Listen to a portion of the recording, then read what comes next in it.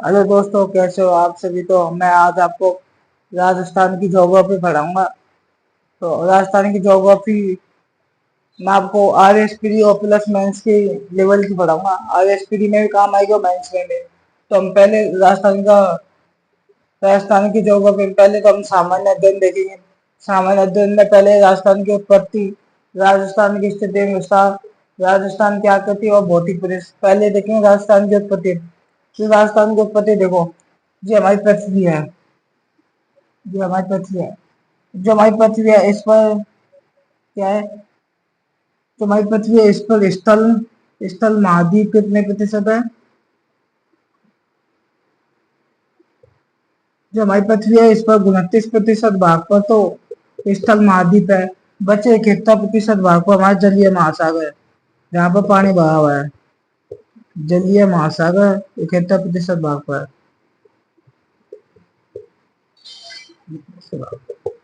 ये जलीय महासागर है। अब एक व्यक्ति थे, उनका नाम था अल्फ्रेड वेगनर। अल्फ्रेड वेगनर इस स्थल महाद्वीपों को अल्फ्रेड वेगनर कहते हैं कि सभी स्थल महाद्वीपों को संयुक्त रूप से मिलाकर पेजिया बोला जाता है। तो इन जब सभी स्थल महाद्वीपों को मिलाकर क्या बोला जाता है, पेंजिया। पेंजिया बोला जाता है। और अल्फ्रेड वेगनर कहते हैं कि सभी जलीय महासागरों को मिलाकर पेंटालासा बोला जाता है। पेंटालासा बोला जाता है, कहा जाता है। देखो, जो वहां पेजिया पेजिया किसे कहते हैं, सभी महाद्वीपों को संयुक्त रूप से मिलाकर पेजिया बोला जाता है। अब ये पेजिया को दो भागों में विभाजित है। पेजिया के उत्तरी भाग को तो अंगालैंड एवं लोअर एशिया कहा जाता है। तो देखो पेजिया है पेजिया के उत्तरी भाग पेजिया के उत्तरी भाग को अंगालैंड पर लोअर एशिया कहा जाता है। लोअर एशिया कहा जाता है। जबकि पेजिया के दक्षिण भाग को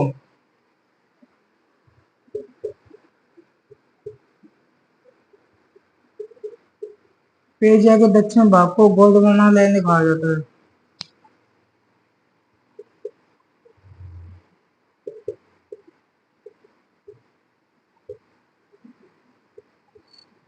एशिया के दक्षिण भाग को गोंडवाना लैंड कहा जाता है। जो हमारी जो पृथ्वी है, जो देखो, अंगालैंड एवं लोअर एशिया, इन दोनों के बीच में एक 33 सागर है। मतलब एक है 33 सागर बना हुआ है। 33 सागर जब आपस में अंगालैंड और गोंडवाना जो आपस में टकराए तो आपस में दरारें पड़ी। तो दरारें पड़ने से अंदर पानी अंदर प्रवेश कर गया। जब पानी अंदर प्रवेश गया तो इसे बोला जाता है 33 सागर। 33 सागर का निर्माण, इस 33 सागर को एक भूसंतति कहते हैं। ये एक भूसंतति मतलब भूसंतति का मतलब होता है दरारें पड़ने से इसमें पानी आ गया। तो ये है अंगालैंड, लोअर एशिया और गोंडवाना, इन दोनों के बीच में एक वो 33 सागर स्थित है। इसमें क्या भरा है, पानी भरा है। ये हमारा क्या है, 33 सागर। 33 ये 33 सागर है। इसका नाम है 33 सागर, ऐसे सागर नहीं है, इसमें पानी है। जिस प्रकार फतेह सागर, जैसे फतेह सागर झील है। फतेह सागर फतेह सागर नाम है, सागर नहीं हो, एक झील है। जिस प्रकार कोई लड़की है, उसका नाम है खुशबू, ये उससे खुशबू नहीं आती है। तो इसका भी कुछ गुण है और अवगुण भी है। 33 सागर, लेकिन ये सागर नहीं, एक सागर नहीं है। और एक 33 सागर यह एक भूसंतति है, यहाँ से पर्वतों का पालन पोषण होता है। तो 33 सागर क्या है, एक भूसंतति है।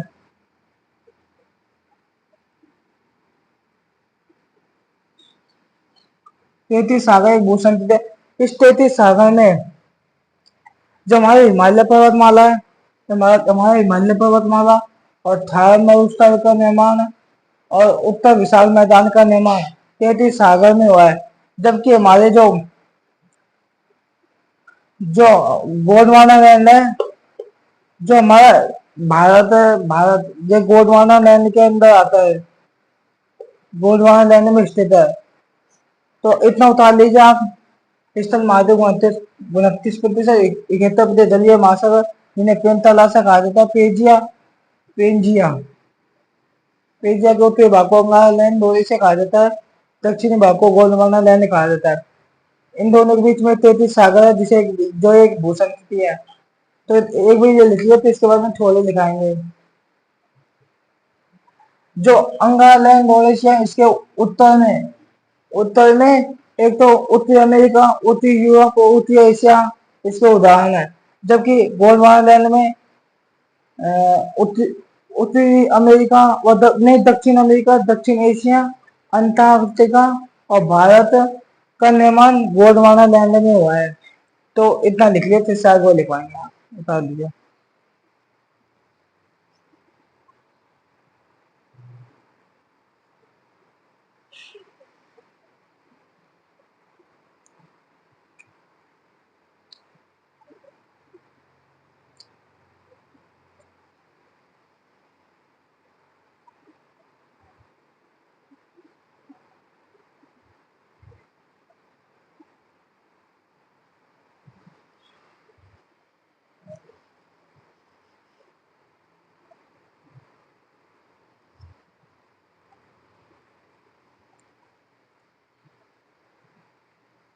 उतार लिया।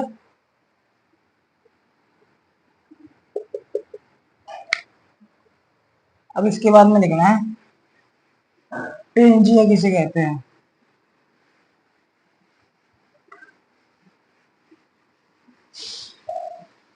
आपको थोड़ी लिखनी है, मैं लिखवा दो। पहला पेंजिया,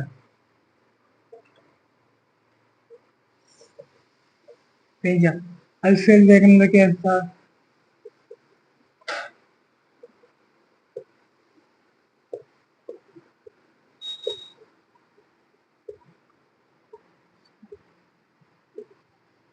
अल्फ्रेड वेगनर के अनुसार सभी महाद्वीपों को संयुक्त रूप से मिलाकर, सभी महाद्वीपों को संयुक्त रूप से मिलाकर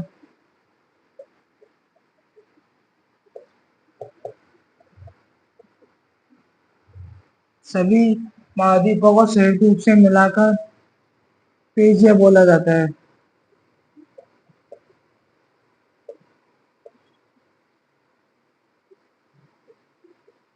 बोला जाता है, पेंजिया बोला जाता है। पेंजिया पेंजिया के उत्तरी भाग को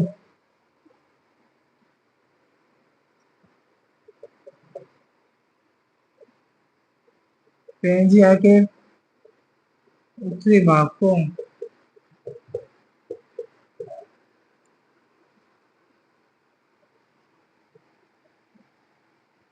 पेंजिया को दो भागों में बांटा गया है, तो आप ऐसे लिख लीजिए। पेंजिया को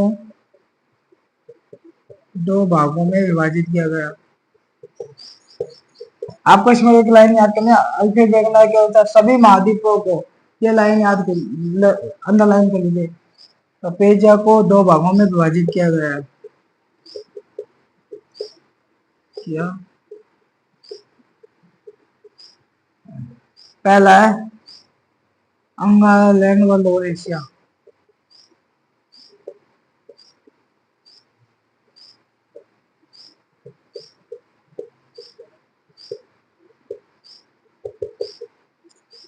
पेंजिया के उत्तरी भाग को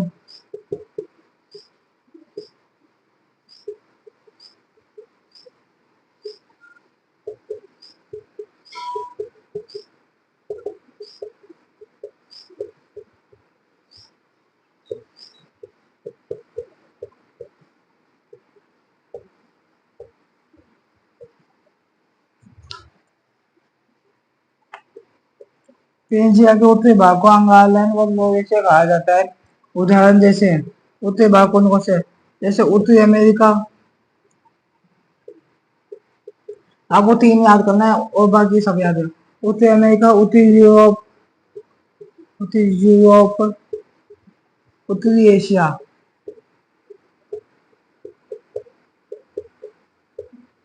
ये याद करना है। उसके बाद में दूसरा गोल्डवाना लैंड है।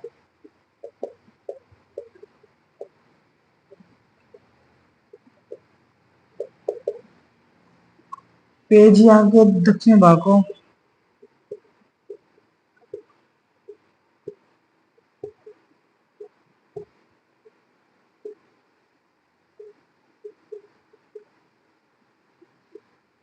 पेजिया के दक्षिण भाग को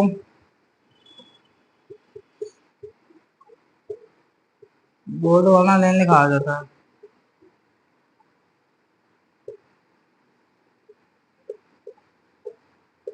कहा जाता है। पेजिया के दक्षिण भाग को गोल्डवाना लैंड कहा जाता है। उदाहरण जैसे दक्षिण अमेरिका,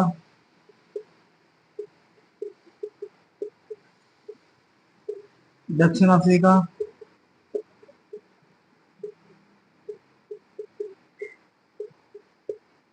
दक्षिण यूरोप, यूरोप, दक्षिण एशिया, एशिया, भारत व अंटार्कटिका।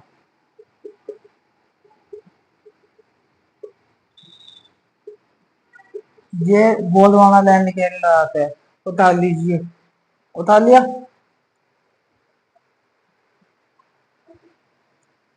अल्फ्रेड ने केवल सभी महाद्वीपों को सही रूप से मिलाकर पेंजिया बोला जाता है। पेंजिया को दो भागों में विभाजित किया गया है, अंगालैंड, लोअर एशिया। पेंजिया के उत्तरी भाग को अंगालैंड व लोअर एशिया कहा जाता है। जैसे उदाहरण जैसे उत्तरी अमेरिका, उत्तरी यूरोप, उत्तरी एशिया को गोल्डवाना मतलब अंगालैंड व लोअर एशिया कहा जाता है। उत्तरी उत्तरी यूरोप, उत्तरी एशिया, उत्तरी अमेरिका को, जबकि दक्षिण अमेरिका, दक्षिण अफ्रीका, दक्षिण यूरोप, भारत और अंटार्कटिका को गोल्डवाना लैंड कहा जाता है। ये तो एशिया के दक्षिण भाग को गोल्डवाना लैंड कहा जाता है। दक्षिण भाग में ये आते हैं। तो इसके बाद में लिखना है आपको तीसरा लिखना है 33 सागा।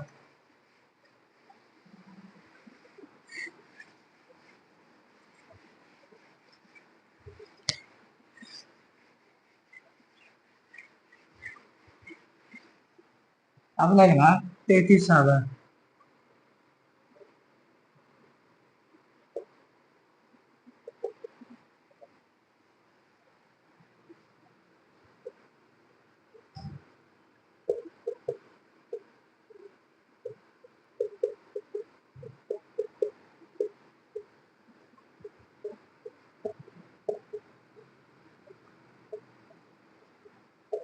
33 सागा ये भूसंतति है जो अंगालैंड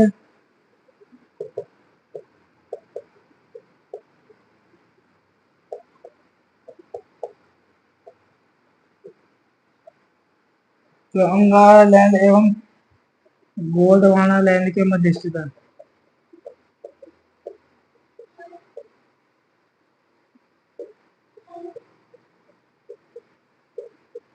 मध्य मतलब बीच में स्थित है।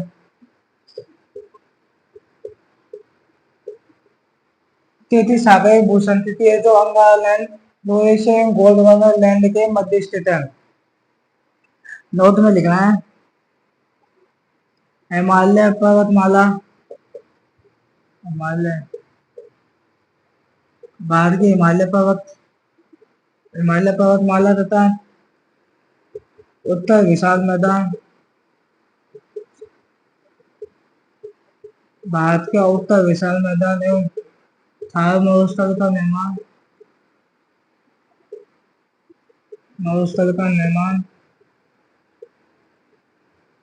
33 सागर पे हुआ है। आपसे पूछे हिमालय पर्वतमाला का निर्माण कहाँ हुआ था? 33 सागर पे, 33 सागर में हुआ है। हाँ।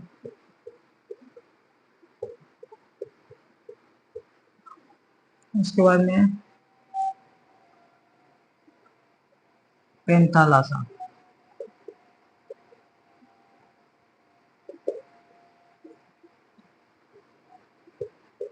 अल्फ्रेड वेगनर के अनुसार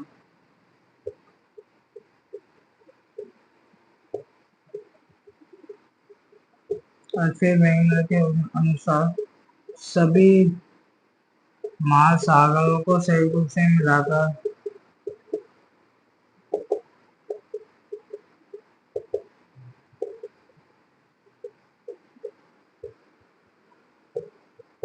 सभी महासागरों को संयुक्त रूप से मिलाकर पेंथालासा बोला जाता है कहा जाता है।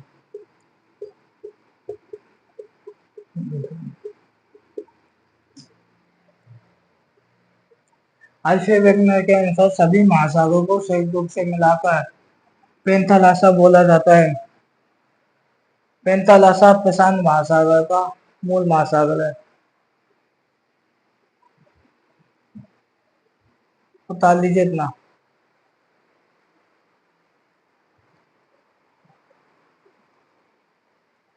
आपको एक चीज और लिखनी है नोट में लगा के। तो पेंथालासा का जो मूल महासागर कौन सा है? प्रशांत महासागर।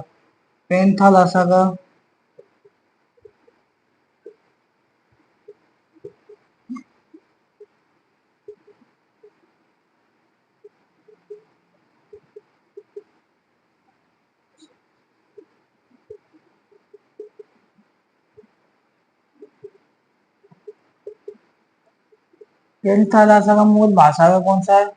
प्रशांत महासागर। पेंथालासा का मूल महासागर प्रशांत महासागर बता लिया। अब देखना है राजस्थान का निर्माण। राजस्थान का निर्माण जीती से है, गोंडवाना लैंड और तीतीर सागर से। जो गोंडवाना लैंड है इसमें एक तो अरावली पर्वतमाला और एक हाड़ौती पठार का निर्माण हुआ है गोंडवाना लैंड में। जबकि तीतीर सागर में एक तो पूर्वी मैदान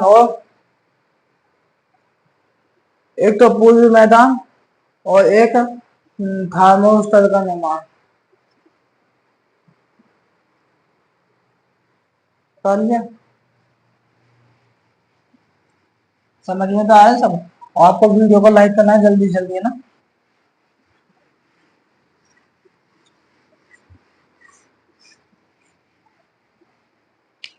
जो हमारा राजस्थान की यदि राजस्थान है जो हमारी क्या है 0 डिग्री भूमध्य सागर रेखा। हमारा जो राजस्थान है एक पतंगाकार आकृति में है, पतंगाकार आकृति में विषम कोणीय चतुर्भुज आकृति है राजस्थान। जो हमारा राजस्थान है ये उत्तरी गोलार्ध में स्थित है। हमारा राजस्थान उत्तरी गोलार्ध में स्थित है अक्षांश के अनुसार। और यदि हमारा देशांतर के अनुसार देखें तो राजस्थान की स्थिति है ये ग्रीनविच रेखा। ये क्या है भाई? ग्रीनविच रेखा। ग्रीनविच रेखा राजस्थान की स्थिति देशांतर के अनुसार देखें तो राजस्थान हमारे किस में आता है? वेस्ट में आता है। वेस्ट मतलब पूर्व में आता है।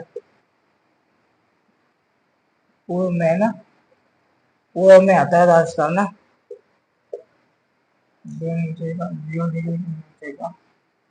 उत्तरी गोलार्ध अक्षांश स्थिति के अनुसार तो राजस्थान की स्थिति उत्तरी गोलार्ध में, देशांतर के अनुसार देखें तो राजस्थान पूर्वी गोलार्ध में स्थित है। तो देखो ना ग्रीनविच रेखा उतार लिया। उतारना नहीं है इसको, आपको समझना है, इसको बाद में उतारेगा। अब लिखना है आपको राजस्थान का निर्माण। राजस्थान की उत्पत्ति से राजस्थान का निर्माण।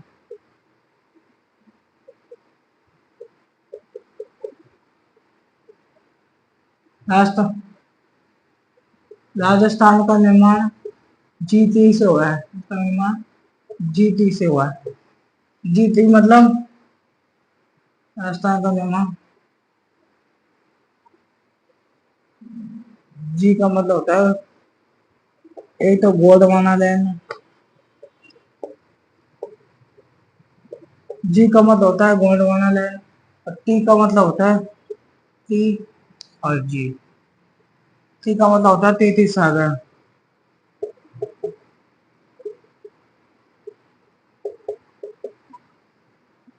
देखो हमारा जो गोंडवाना लैंड है इसमें राजस्थान का निर्माण गोंडवाना लैंड से हुआ है। लेकिन गोंडवाना लैंड में एक तो अरावली पर्वतमाला का निर्माण एक तो हमारे जो अरावली पर्वतमाला का निर्माण गोंडवाना लैंड में है। अरावली पर्वतमाला, अरावली पर्वतमाला का निर्माण, जो अरावली पर्वतमाला का निर्माण है, इसका निर्माण गोंडवाना लैंड में हुआ है। जबकि आलोटी पठार का भी इसमें ही हुआ है। आलोटी पठार, आलोटी पठार का निर्माण गोंडवाना लैंड में हुआ है ना। और जबकि तैतीस सागर एक भूषण थे, यहाँ थार्मोस्टर का निर्माण, 33 सागर में थार्मोस्टर का निर्माण हुआ है और एक पूर्वी मैदान का निर्माण हुआ है। आपसे पूछे पूर्वी मैदान का निर्माण किस सागर के हुआ है? 33 सागर के हुआ है। देखो, जो हमारी अरावली पर्वतमाला है, प्राचीनतम पर्वतमाला है। जो हमारी अरावली पर्वतमाला है, यह प्राचीनतम भौगोलिक पर्वतमाला है। अरावली एक प्राचीनतम भौगोलिक प्रदेश है, जबकि पूर्वी मैदानी नवीनतम भौगोलिक प्रदेश है। अरावली पर्वतमाला यह प्राचीनतम भौगोलिक प्रदेश है,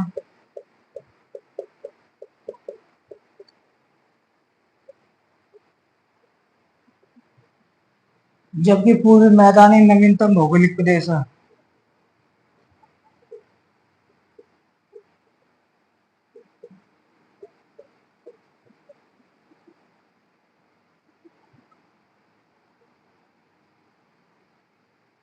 उठा लीजिए, राजस्थान का निर्माण जीती से हुआ है। जी से मतलब गोंडवाना लैंड, पी से 33 सागर।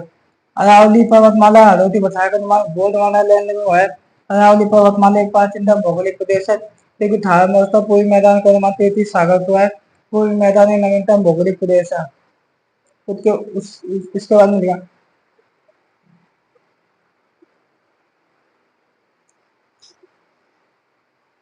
जो हमारी अरावली पर्वतमाला है हाड़ौती है, जो हमारे भारत के प्रायद्वीप में पठार का हिस्सा है।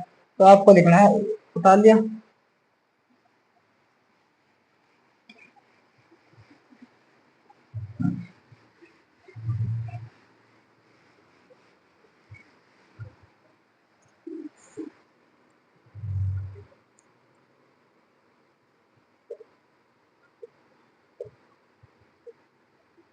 अरावली और हाड़ौती हमारे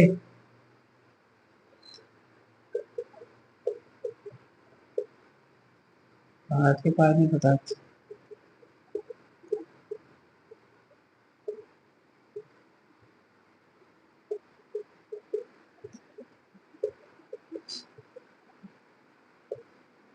अरावली पर्वतमाला व हाड़ौती पठार भारत के प्रायद्वीप के पठार का हिस्सा है।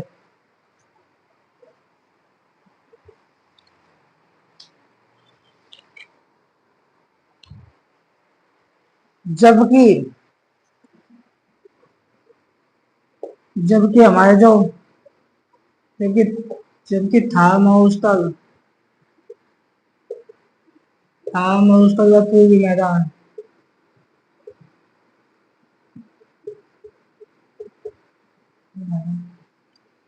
जबकि थार मरुस्थल और पूर्वी मैदान भारत के उत्तर विशाल मैदान का हिस्सा है। भारत के उत्तर विशाल मैदान का हिस्सा है।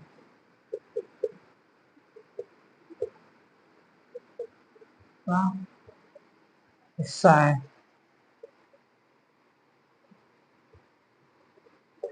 उतार लीजिए। अब हम देखें राजस्थान की स्थिति एवं विस्तार। उतार लिया।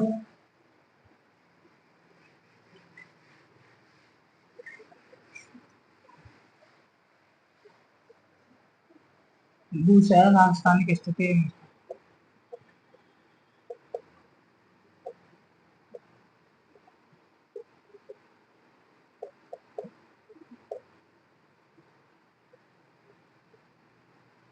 राजस्थान की स्थिति एवं विस्तार, फिर राजस्थान का क्षेत्रफल एवं तीसरे नंबर पर देखेंगे राजस्थान का क्षेत्रफल एवं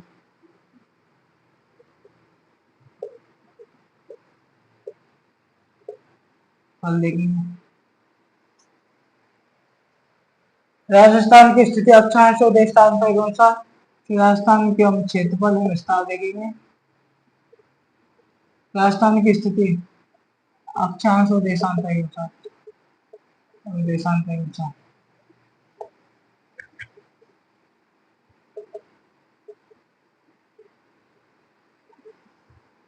अक्षांश और देशांतर के अनुसार राजस्थान की स्थिति अक्षांश और देशांतर के अनुसार देखो, ये हमारी क्या है, ये हमारा राजस्थान है। हमारा राजस्थान है 0 डिग्री, 0 डिग्री का रहेगा। जो हमारा राजस्थान है ये रहा हमारा राजस्थान। आपको पता है उत्तरी गोलार्ध में स्थित है अक्षांश स्थिति के अनुसार।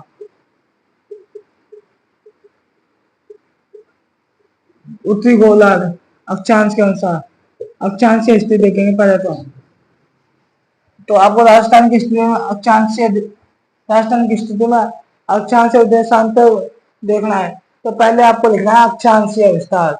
अक्षांशीय विस्तार में आपको पहले लिखना है राजस्थान की अक्षांशीय स्थिति 0 डिग्री है।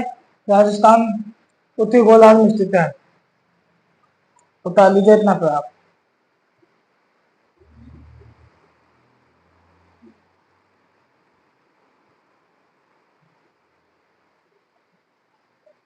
तो इसको मत लिखिए, चलो इसको मत लिखा, कंफ्यूज है तो आपको ऐसे लिखना है राजस्थान है, इसके मान लो ये राजस्थान है। राजस्थान की स्थिति देखेंगे, स्थिति स्थिति और देशांतर। तो पहले आप ये उतार लीजिए, राजस्थान की स्थिति देखिए अक्षांश के अनुसार, अक्षांश के अनुसार तो यही, और देशांतर के अनुसार लिखेंगे। ये हमारी क्या है, देशांतर के अनुसार। ये 0 डिग्री गेम विच रहेगा, गेम विच रहेगा। यदि हमारी राजस्थान की स्थिति को दक्षिण, राजस्थान की स्थिति को देशांतर के अनुसार देखे तो देशांतर पहले अक्षांश, राजस्थान की स्थिति को देशांतर के अनुसार देखे तो राजस्थान पूर्वी गोलार्ध में स्थित है, पूर्वी गोलार्ध में स्थित है। राजस्थान है यह पूर्वी गोलार्ध में स्थित है। यदि हम राजस्थान की स्थिति देशांतर के अनुसार देखें तो राजस्थान पूर्वी गोलार्ध में स्थित है। राजस्थान के अक्षांश के अनुसार देखें तो यह उत्तरी गोलार्ध में स्थित है। अब इसके बाद में लिखना है राजस्थान के अक्षांश अनुसार, तो वो उतार लिया है तो उतार लीजिए। हाँ, इसके बाद में आपको लिखना है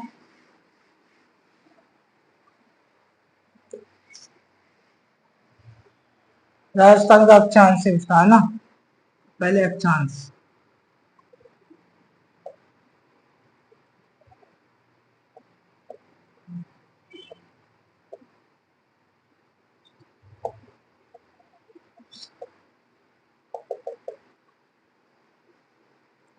अक्षांश विस्तार। अब पहले आपको लिखना है राजस्थान की स्थिति,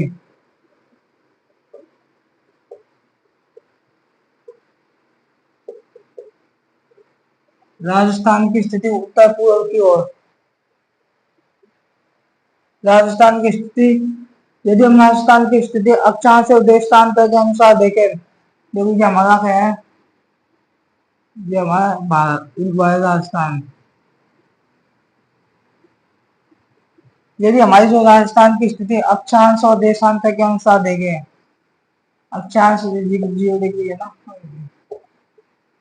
अक्षांश के अनुसार देखें तो हमारी जो स्थिति आती है तो उत्तर पूर्व की ओर आती है, उत्तर पूर्व की ओर,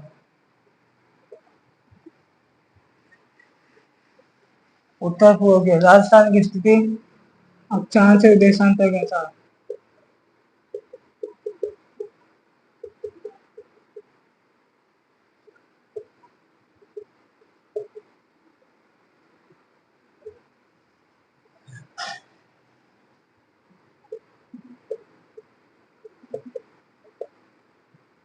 राजस्थान की स्थिति उत्तर पूर्व की ओर है। राजस्थान की स्थिति भारत के अनुसार,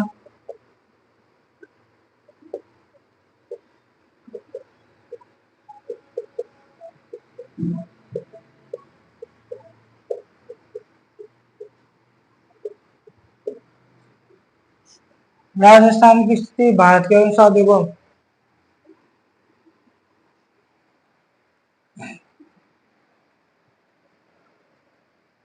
उत्तर पश्चिम की ओर है। ये देखो राजस्थान है, ये पूरा भारत है, इसके पश्चिम में आता है राजस्थान। तो राजस्थान की स्थिति कैसी है? उत्तर पश्चिम की ओर भारत के अनुसार। जबकि राजस्थान की स्थिति एशिया महाद्वीप के अनुसार।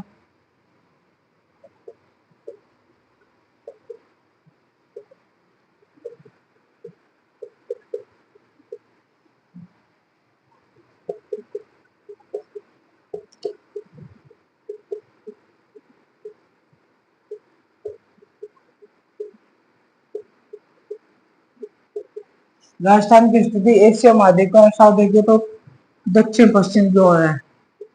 दक्षिण पश्चिम की ओर, दक्षिण पश्चिम की ओर है या दक्षिण।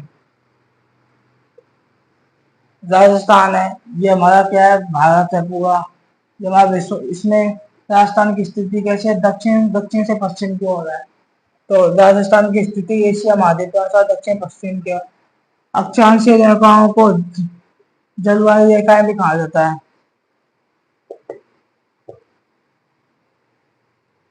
अक्षांश रेखाओं को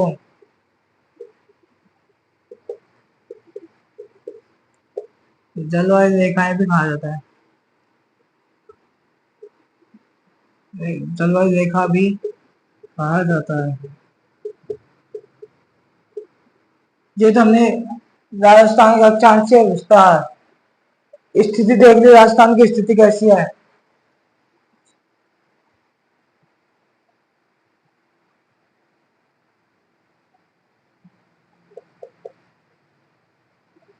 ये तो हमने स्थिति देखी, अब इसका विस्तार देखेंगे। तो इतना बता लिया, राजस्थान की स्थिति अक्षांश देशांत के अनुसार उत्तर पूर्व की ओर है, जबकि राजस्थान की स्थिति भारत के उत्तर पश्चिम की ओर है। राजस्थान की स्थिति एशिया महाद्वीप के अनुसार दक्षिण पश्चिम की ओर है। अक्षांश रेखाओं जलवायु रेखा भी कहा जाता है। अब इसके बाद में आपको लिखना है राजस्थान की, राजस्थान का अक्षांशीय विस्तार। अब आपको लिखना है राजस्थान का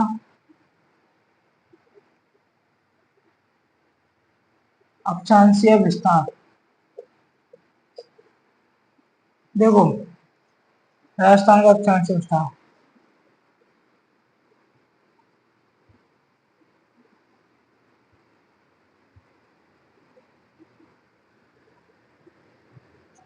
देखो ये हमारा उत्तर है, उत्तर दक्षिण है ना, पूर्व पश्चिम।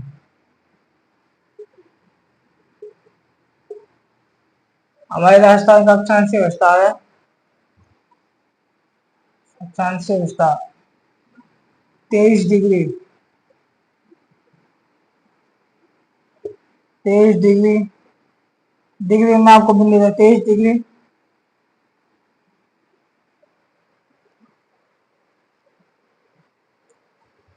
23 डिग्री 3 मिनट उत्तर से, 30 डिग्री 12 मिनट, 23 डिग्री 3 मिनट।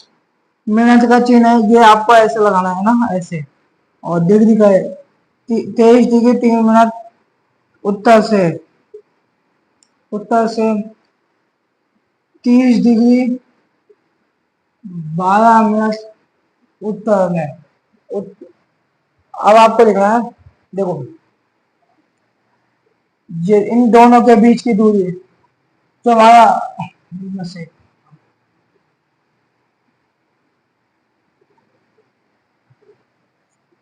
तो हमारा अक्षांशीय विस्तार है उत्तर से दक्षिण, इन दोनों के बीच की दूरी 826 किलोमीटर, 826 किलोमीटर है। जो हमारा दक्षिण, जो हमारा अक्षांशीय विस्तार दक्षिण में तो एक जगह आती है, और उस उत्तर में आती है श्रीगंगानगर में, श्रीगंगानगर, श्रीगंगानगर में आता है कोना गांव, कोना गांव। जबकि दक्षिण में आता है बोरकुंडा बांसवाड़ा। भाई ये बांसवाड़ा है, बांसवाड़ा बांसवाड़ा में काम आता है बोरकुंडा।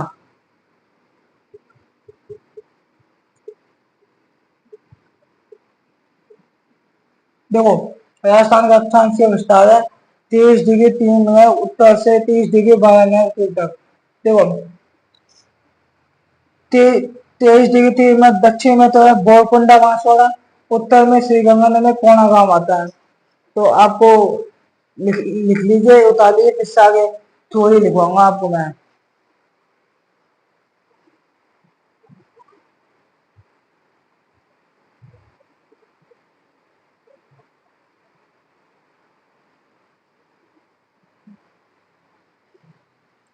ये हमारी वो है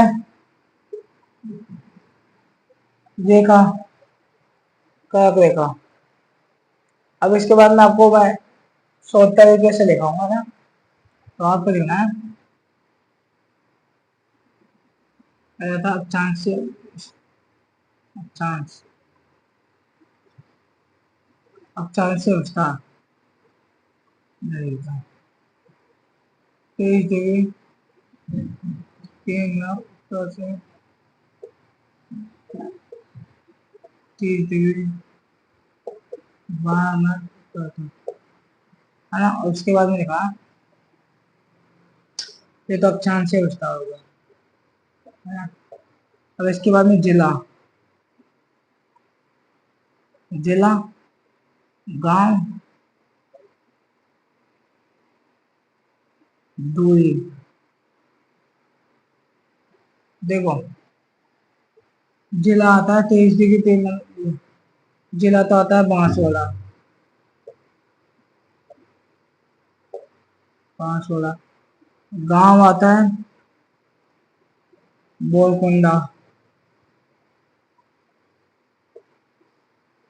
दूरी कितनी है, दिशा देख ले, दिशा कैसे दक्षिण में आता है, दक्षिण। इन दोनों के बीच की दूरी है, इसको निकाल दो। इसके बाद में यहाँ आता है, जिला आता है श्री गंगानगर, गांव आता है कोना गांव, दिशा आती है उत्तर दिशा में। इन दोनों के बीच की दूरी, इन दोनों के बीच की दूरी कितनी है, 826 किलोमीटर, 826 किलोमीटर। उतार लिया। राजस्थान का अक्षांश होता 23 डिग्री 3 मिनट उत्तर से 30 डिग्री 12 मिनट। जिला बांसवाड़ा, बांसवाड़ा में गाँव आता है बोरकुंडा दक्षिण में, श्री गंगानगर में कोना गांव उत्तर में, है ना। अब इसके बाद में लिखना है अक्षांश में राजस्थान का विस्तार, नोट लगा के लिखना है ना। अक्षांशों में राजस्थान का विस्तार, अक्षांशों में राजस्थान का विस्तार,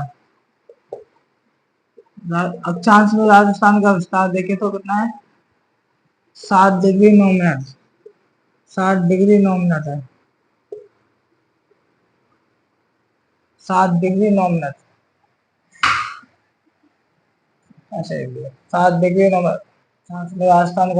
राजस्थान का विस्तार देख लो 7 डिग्री 9 मिनट, है ना।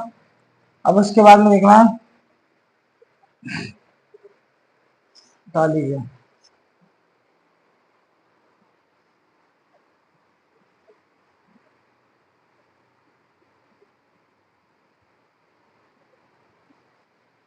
दूसरे लिखना जो कर्क रेखा है, ये 23.5, जो हमारी कर्क रेखा है 23.5 डिग्री है,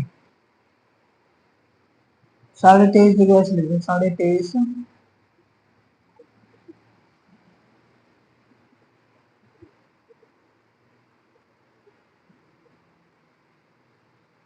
23.5 डिग्री कर्क रेखा, कर्क रेखा यहाँ उठी अनंत रेखा, कर्क रेखा को बोला जाता है उठी अनंत रेखा। कर्क रेखा राजस्थान के निम्न जिलों से होकर गुजरती है, राजस्थान के निम्न जिलों से होकर गुजरती है, होकर गुजरती है। एक तो बांसवाड़ा और डूंगरपुर से होकर गुजरती है। रास्ता हमें क्या करेगा कि लंबाई है 26 किलोमीटर, उतार दिया। ये उतार लिया, फिर इसके बाद में लिखेंगे जो हमारी कार रेखा है राजस्थान में, एक तो डूंगरपुर और एक बांसवाड़ा से होकर गुजरती है। जो बांसवाड़ा में एक गांव आता है कुशलगढ़, कुशलगढ़ से होकर निकलती है।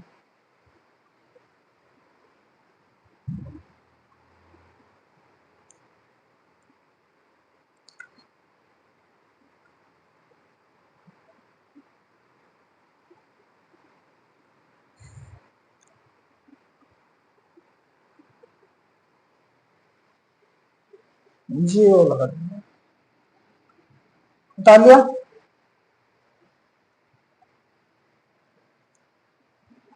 जीरो में लगाएंगे ना।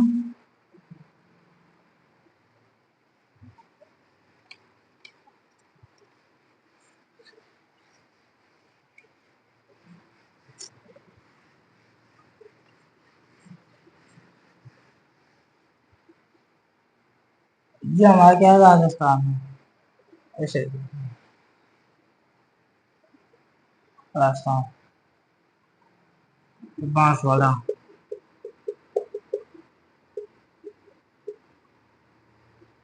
डूंगरपुर, ये हमारी कार रेखा जी अड़ी ना।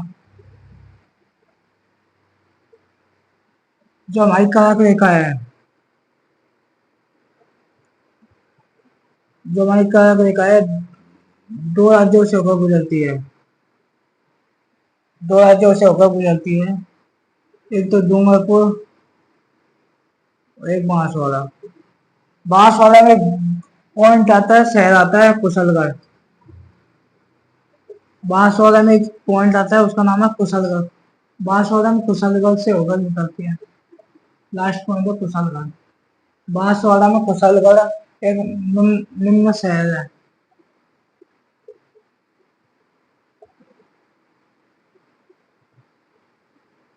कुशलगढ़ शहर से होकर निकलती है। जमाइका का रेखा है, यह रास्ता में डूंगरपुर और बांसवाड़ा से होकर गुजरती है। बांसवाड़ा में कुशलगढ़ से होकर गुजरती है। उसके बाद में राजस्थान में कर्क रेखा की लंबाई, राजस्थान में कर्क रेखा की लंबाई,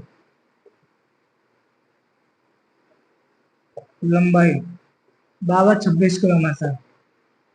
लेकिन यह 26 किलोमीटर, 26 किलोमीटर है ना, 26 किलोमीटर। अब क्या होता है इस दिन 21 जून को क्या होता है, 21 जून को, 21 जून को सबसे बड़ा दिन, उत्तरी गोलार्ध का, राजस्थान में के उत्तरी गोलार्ध का सबसे बड़ा दिन और सबसे छोटी रात होती है। जो होता है इसमें, इस दिन 13 घंटे, 13 घंटे 35 मिनट लगते हैं, मिनट होते हैं। और इस दिन सबसे बड़ा दिन और उन्हें सबसे बड़ी रात, सबसे बड़ा दिन और सबसे छोटी रात होती है।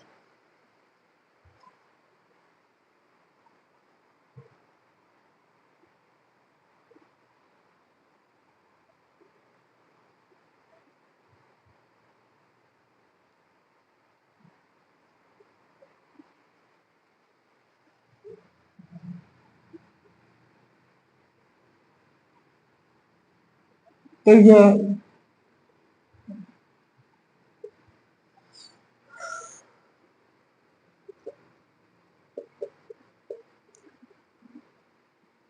कहते हैं लंबाई कितनी है, 26 किलोमीटर ना।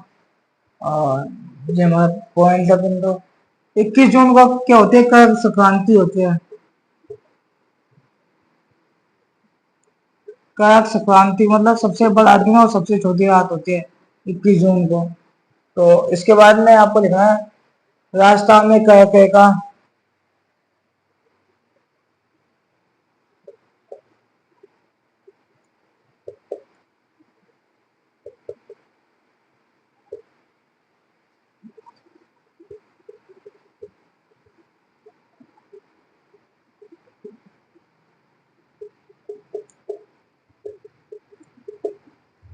कर्क रेखा राजस्थान में डूंगरपुर एवं बांसवाड़ा से होकर गुजरती है। राजस्थान में कर्क रेखा की लंबाई, राजस्थान में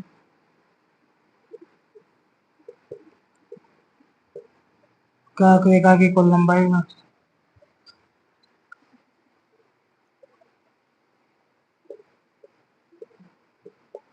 कर्क रेखा की लंबाई 26 किलोमीटर,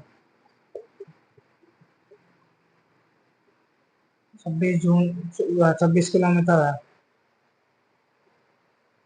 उसके बाद में आपको मैंने दिखाई दिया 21 जून को कर्क संक्रांति होती है। 21 जून को 21 जून को सबसे बड़ा दिन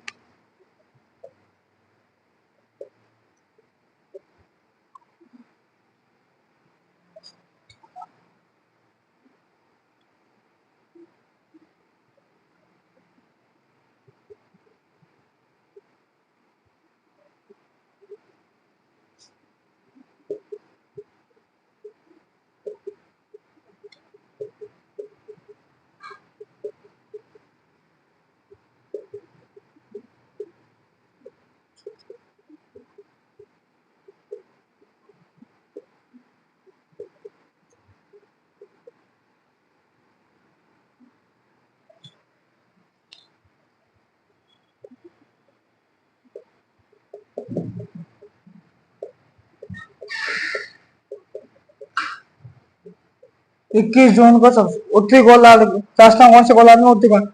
21 जून को उत्तरी गोलार्ध में सबसे बड़ा दिन, सबसे छोटी रात होती है, जिसे कर्क संक्रांति कहा जाता है। 21 जून को 2015 से अंतर्राष्ट्रीय योग दिवस के रूप में मनाया जाता है। 21 जून को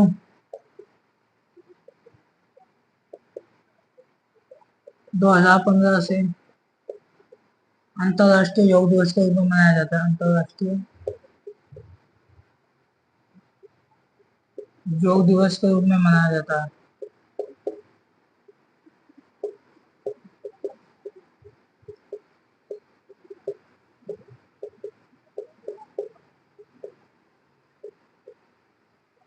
21 जून को 2015 से अंतर्राष्ट्रीय योग दिवस के रूप में मनाया जाता है। उतार लीजिए इतना हिस्सा है।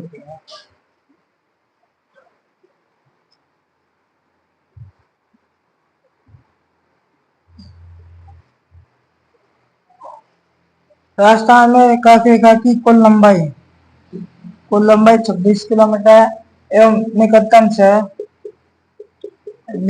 शहर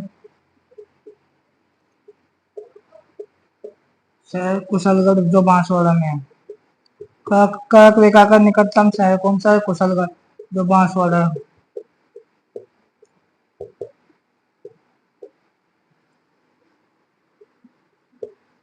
13 घंटे 27 मिनट, मतलब सबसे बड़ा दिन होता है, 13 घंटे होते हैं उस दिन, और सबसे छोटी रात होती है। तो इतना होता है। जिससे आगे कल पढ़ेंगे। तो आपको वीडियो अच्छी लाइक करना, शेयर करना और चैनल सब्सक्राइब। थैंक यू, धन्यवाद।